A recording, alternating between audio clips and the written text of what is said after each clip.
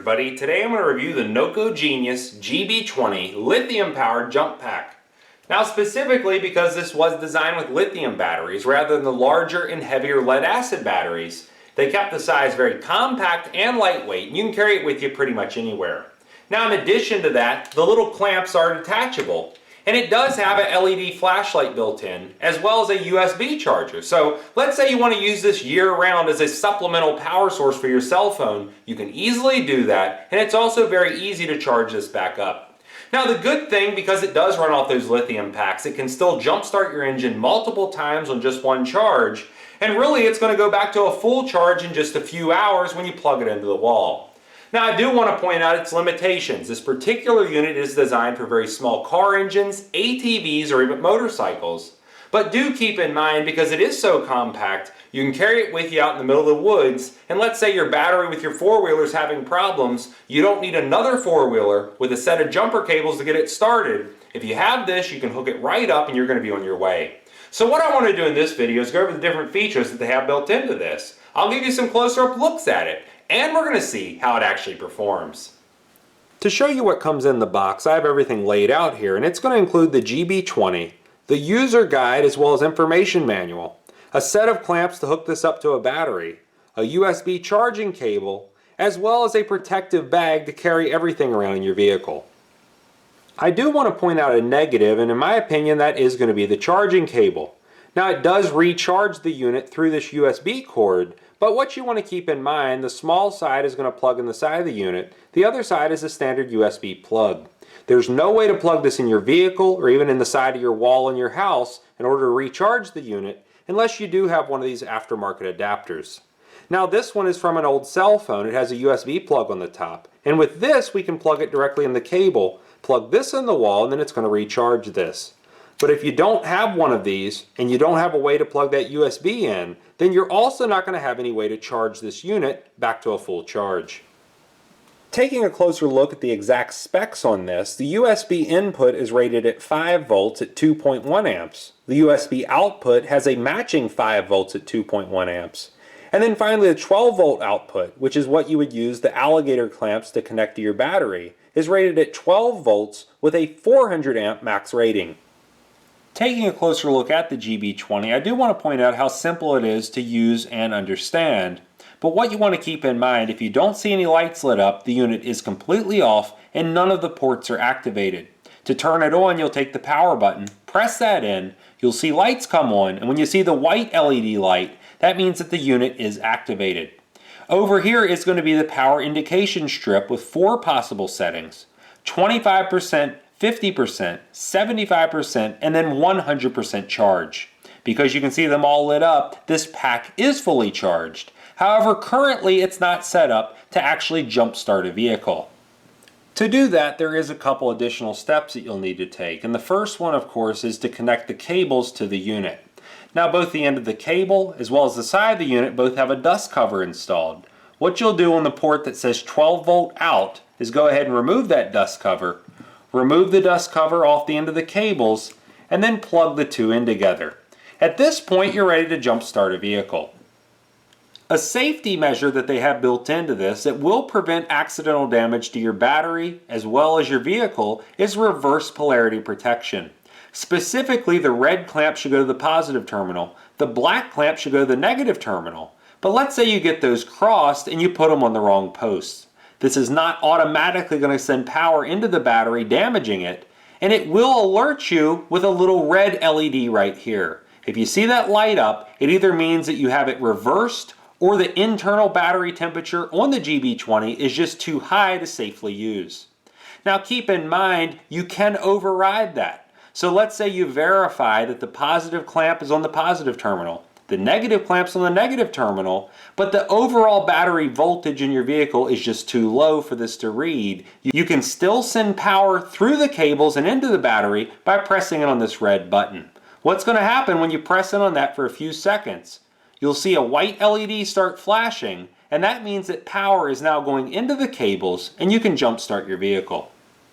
To prevent damage to the GB20 after you jumpstart your vehicle, you will need to immediately turn it off. All the LEDs will go out. Then you're going to remove the black clamp off the negative terminal, and then the red clamp off the positive terminal. By doing this, you're preventing your vehicle from accidentally backfeeding electricity into this, which could accidentally burn up the electronics inside. Because this does have the IP65 rating, it means that it's going to be protected against dirt, dust, as well as water. And what you want to keep in mind, that is going to be low pressure water. So let's say you have to use it out in the rain to jumpstart a vehicle, you're not going to burn it up even if it gets wet. And to really prove that point, I'll go ahead and run it under this faucet.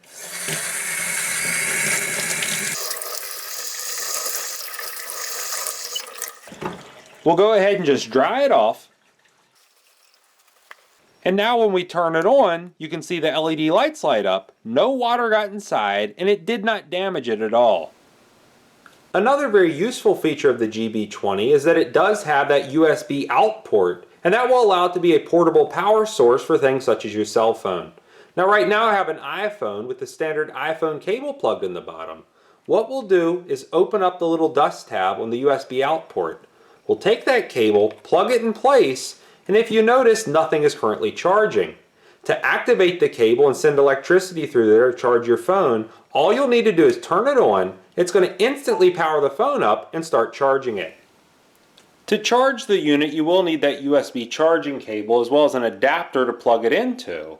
And then they have a USB in port directly under the USB out port. We'll flip that dust cover open, and you can notice a small place inside that the USB cable is going to plug into. All you'll need to do is plug it in. You'll instantly see the front of it light up and show you what the battery charge currently is. Now currently it does have 100% charge. If it was lower, what would happen? You would see lights blinking. And then finally, when it does get to a full charge, this is the status that you'll see. Another really useful feature of the GB20 is the fact that it does have a built-in flashlight. Now right here you'll notice a little light bulb button. We'll press that in and it does have 6 different modes. It has a high, medium, low, as well as 3 different strobe modes.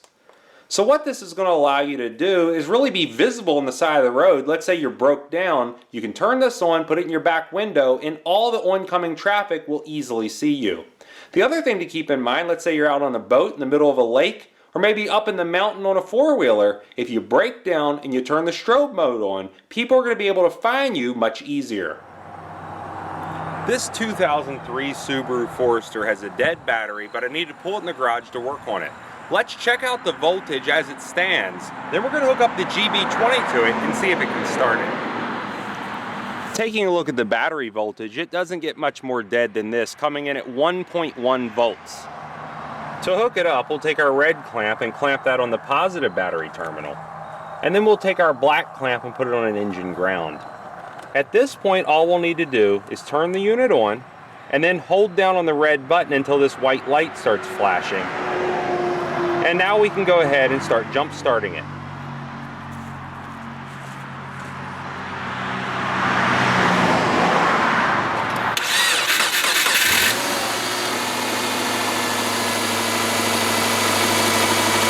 Now you just need to go ahead and turn it back off, remove the negative clamp, remove the positive clamp, and you can move the vehicle.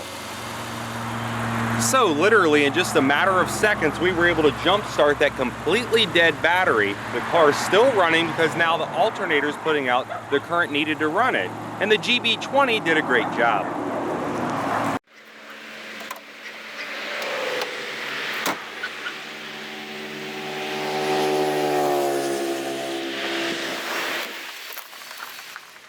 So now you've seen the GB20 battery-powered jump pack for yourself. And because it is running off lithium batteries instead of the larger and heavier lead-acid batteries, it can stay very compact and you can easily store it in your glove box, your center console, or even your back seat. And when you need to use it, all you'll need to do is plug the clamps in, hook it up to your battery, and you're going to be on your way. Now you do want to keep in mind, once your vehicle does start, to go ahead, turn it off, and unhook those clamps so your alternator is not going to backfeed electricity into this, burning something up. And you also want to keep in mind its limitations. Now this particular unit is the compact one. It's really designed for motorcycles, ATVs, or even small car engines. And like I showed you with that Subaru, it had no problem starting it. But for larger vehicles, let's say diesel engines or even large gas engines, this is not going to work because it doesn't have enough power to turn the engine over. Now, if you ever do have a problem with this, and it's not an abuse situation, NOCO does cover it with a 1-year warranty. So all you'll need to do is contact them with your proof of purchase, and they can fix it for you. If you like this video, please click like. If you like my channel, please click subscribe. And thanks for watching.